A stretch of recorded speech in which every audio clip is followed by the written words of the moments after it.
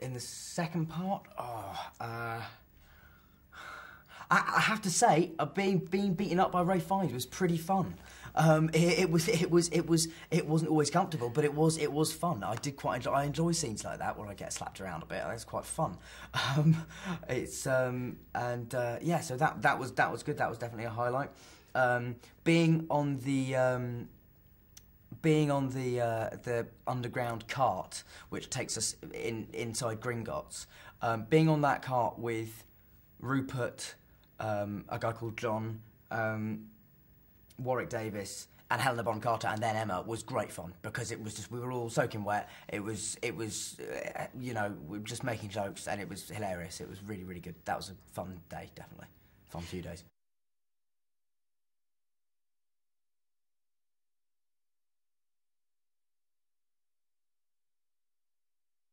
Weirdly enough, the most emotional shot of the film was probably the last one, which was not an emotional scene, but it was a scene where literally, it was a shot of me jumping into a fireplace at the end of the Ministry of Magic chase scene, and then after that, that was our last shot on the film, and so that was how we ended it. I think the other emotional scene in this film is the one that I've been most looking forward to as well, was the scene where I walk into the forest and suddenly I see my parents and Sirius and Lupin standing in front of me, and that was an emotional scene, also because Gary came back for it, and you know, and also because, you know, Adrian and Geraldine, who play my parents, are wonderful, and I'm in a way, personally, why I'm so sad they died is that I would have loved to act more with them.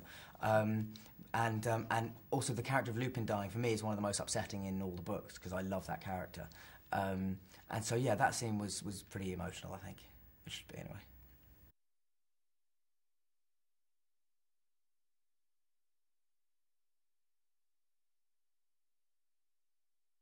Fight for your life, I suppose, would be one of the main themes. It's a battle to save Hogwarts. It's a battle to survive.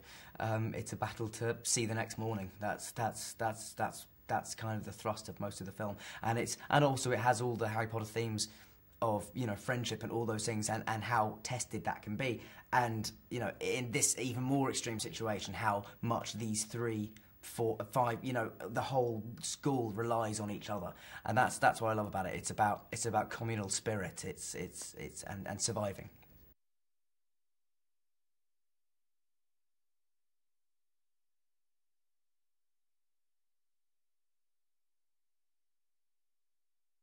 I like to think it has in some ways. Certainly for fantasy films, I think we've you know, us and Lord of the Rings, I think, you know, we obviously came out around the same time, and they were just, at that stage, sort of designed for a much older audience, you might say. But yeah, I mean, I certainly think we've set a very high standard, because we've had fantastic directors, and we've also shown that we're not afraid of taking it in a direction that wouldn't necessarily be expected. You know, I don't think many people expected either Alfonso Cuarón or David Yates to be names in the hat for any Harry Potter films. But, you know, thanks to our producers, who have had the courage to say, you know, this guy could make an amazing Harry Potter movie, it's set us apart slightly from other fantasy films. I think we're really, really interesting. We have fantastic actors, and also, I mean, what sets Harry Potter apart from other entertainment is just the fan base, ultimately, is so vast, and so supportive that, yeah, I mean, it's hard for other things to compare for it. But you know, but obviously now there's films like Twilight and the Narnia films that all came out, and, you know, and they're doing well as well, and brilliantly in Twilight's case.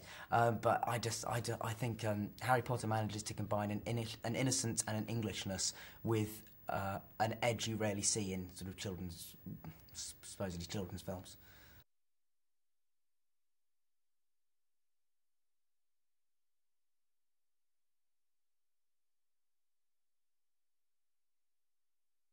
It was no, it was quite sad, but it was, I think, more than letting ourselves be soppy and nostalgic about it. I think we just used the pressure we felt, because we knew it was the last one, to spur us on to try and make it the best one we could.